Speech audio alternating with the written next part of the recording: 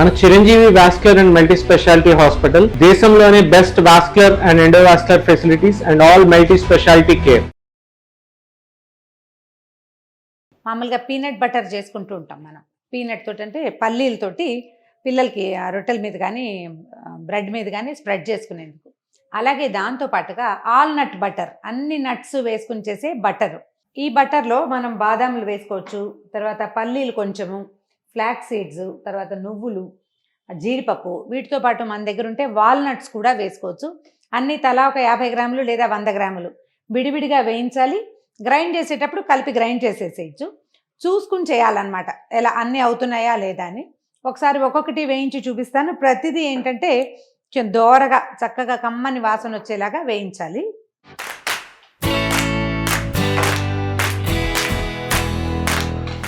ముందు నువ్వులు వేయించుకుందాము. నువ్వులు, ఫ్లాక్ సీడ్స్, వీటికి ఏంటంటే ఎక్కువ వేడక్కర్లేదు. పెనం కొంచెం పాటి మన ప్యాను కొద్దిపాటి వేడి ఉంటే సరిపోతుంది. మనకి బాదాములకి, పల్లీలకి ఈ ప్యాన్ బాగా వేడెక్కాలి. ముందు వీటిని వేయించేసరికల్లా పెనం వేడెక్కిపోతుంది. ప్యాను మూకుడు వేడెక్కుతుంది, అప్పుడు ఈజీగా చేసుకోవచ్చు. నువ్వులు మేము తెల్ల నువ్వులు తీసుకున్నాం. నువ్వు పప్పు దొరుకుతుంది చూడండి, నువ్వు గింజ పప్పు అంటారు, చాలా నున్నగా ఉంటుంది, గింజ మెరుస్తుంది, అది కూడా తీసుకోవచ్చు. మంచి ఆయిల్ ఉంటుంది వాటిల్లో కూడా. ఇవేంటంటే నూనె గింజలని ఎక్కువగా ఆహారంలో తీసుకోవాలి. ఈ నువ్వుల పొడితోటి ఏదైనా అన్నంలో వేస్తే తినకపోవచ్చు పిల్లలు, స్వీట్లు చేస్తే నచ్చకపోవచ్చు. ఇలా మనం బటర్ లాగా చేసేసామనుకోండి, మొత్తం ఒకేసారి నట్స్ అన్నీ వెళ్ళిపోతాయి లోపలికి. ఈ సీజన్లో కనుక ఇలాంటివి ఏమైనా తింటే బాగుంటుంది, పెద్దవాళ్ళకి కూడా కంఫర్టబుల్గా ఉంటుంది. రాత్రిపూట చపాతీలు చేసినప్పుడు కూరలు ఏమి చేయలేకపోతే ఈ ఆల్నట్ బటర్ పక్కన కొంచెం ఏదైనా ఊరగాయ కానీ పొద్దున్న చేసిన రోటి పచ్చడి కానీ పెడితే రెండు కలిపి రొట్టెలకు రాసుకుని తింటే చాలా బాగుంటుందండి. పెద్దవాళ్ళకు కూడా నచ్చుతుంది. ఒకసారి చేసి చూడండి, ట్రై చేస్తే నచ్చితే ఇంకా దీన్ని కంటిన్యూ చేయొచ్చు. నువ్వులు వేగిపోయినాయి చూడండి, అన్నీ ఇట్లా పొట్టలు ఉబ్బినాయి చూడండి, ఇలా రావాలి. ఇంతకంటే ఎక్కువ ముదురు వేపు వస్తే మన బటర్ డార్క్ కలర్ అయిపోతుంది. ఎక్కువ వేపు రానివ్వద్దు, కొంచెం కరెక్ట్గా రావాలన్నమాట. ఓ 2-3 సార్లు చేస్తే మనకు తెలుస్తుంది. తర్వాతవి ఫ్లాక్ సీడ్స్, అవిసె గింజలు ఆరోగ్యానికి చాలా మంచిదంటారు. ఇవాళ రేపు బాగా ప్రచారంలో ఉంది. దీన్ని ఒట్టిగా కూడా వేయించుకుని తింటుండొచ్చు. అంటే వేయించేసి కొద్దిగా ఉప్పు జల్లి ఒక చిన్న డబ్బాలో పోసి పెట్టుకుంటే రోజు భోజనం చేశాక ఒక్కపడ్డ అలవాటు ఉండేవాళ్ళు మానడానికి కూడా ఇది బాగా ఉపయోగపడుతుంది. రోజుకు ఒక 5 నుంచి 15 గ్రామ్స్ దాకా ప్రతి వాళ్ళు తీసుకోవచ్చట. బాగా ఆయిల్ అందుతుంది. అండ్ ఫ్లాక్ సీడ్స్ వల్ల ఒమేగా 3 ఉన్నాయి, చాలా ఉన్నాయని చెప్తారు. తినడానికి బాగుంటుంది ప్రధానంగా. ఇవి కూడా నువ్వులాగానే తొందరగా వేగిపోతాయి. కొంచెం చిన్న మంట మీద తాపీగా వేయించండి. చేసి పారేద్దాం కాదు, చేసుకోవాలి నిదానంగా. ఈ బటర్ చేసేటప్పుడు ఒక ప్రత్యేకమైన విషయం ఏం గుర్తుపెట్టుకోవాలంటే, ఇప్పుడు వీటిని మనం డైరెక్ట్గా వేయించేస్తాం. ఏది నువ్వులంతా అన్ని వస్తువులు కదా, వీటిని ఏం చేయొచ్చు అంటే ముందు ఒకసారి తడి బట్టలో పోసి శుభ్రంగా తుడిచేసి 1 గంట అట్లా ఎండకు ఆరనిచ్చి అప్పుడు చేయండి. దానివల్ల వీటిలలో ఏదైనా దుమ్ము ధూళి ఉంటే అనుమానం లేకుండా ఉంటుందన్నమాట. అవన్నీ చేయలేము, ప్యాక్డ్ ఫుడ్డే తెచ్చుకుంటున్నాం కదా, ప్యాక్డ్ గ్రెయిన్స్ అంటే మీ ఇష్టం. ఒకవేళ డౌట్ ఉంటే వీటిని నీటిలో పోసి నానబెట్టి కడిగి చేయటం కొంచెం కష్టమైపోతుంది. ఎందుకంటే వీటికి తడి తగిలేసరికి జిగురు వచ్చేస్తుంది, వస్తువు కూడా అంత బాగుండదు. అందుకని జస్ట్ బాగా ఒక బట్టని తడిపేసి గట్టిగా పిండి అందులో ఇవి పోయటం, తుడిచేసి ఎండలో పోసేసుకోవటం. చూడండి చిటపట అంటున్నాయి, ఇవి చిన్నగా పేలుతాయి. 1 నిమిషం వదిలేస్తే చూడండి అన్నీ టప టప టప అంటున్నాయి. అందుకని కొంచెం లోతైన పాత్రే పెట్టుకోవాలి వీటికి. వేగిపోయినాయి బాగా, తీసేద్దాం. ఇంకా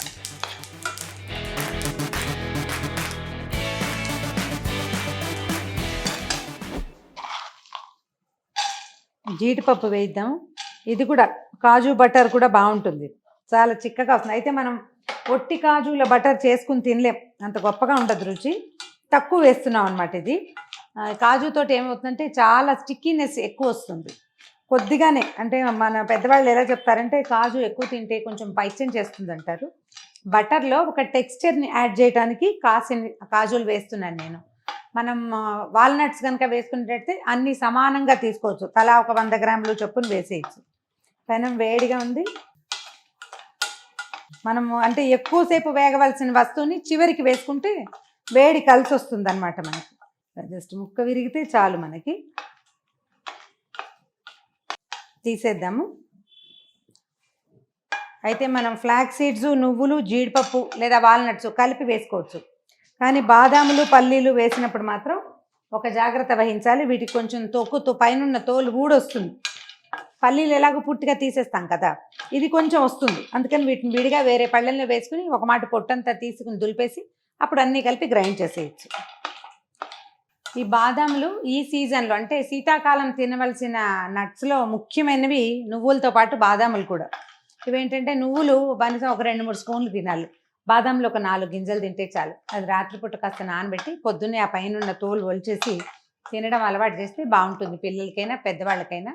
కొంచెం ఉపవాసాలు అవి ఉండేటప్పుడు బాదం మిల్క్ చేసుకోవటం కూడా ఇప్పుడు బాగా కనిపిస్తోంది. అంటే మిల్క్ తాగకుండా బాదం మిల్క్ తాగటం.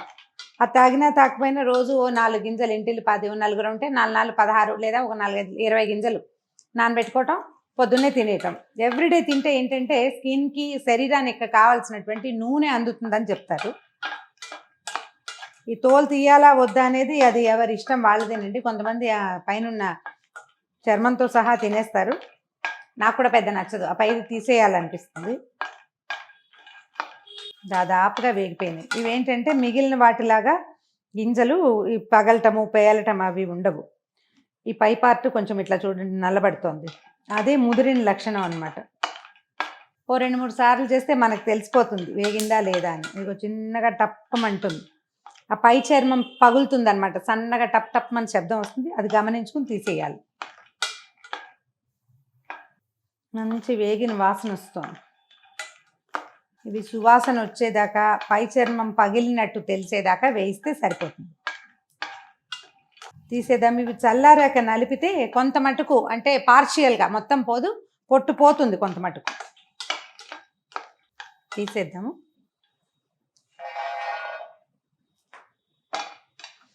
చివరివి పల్లీలు.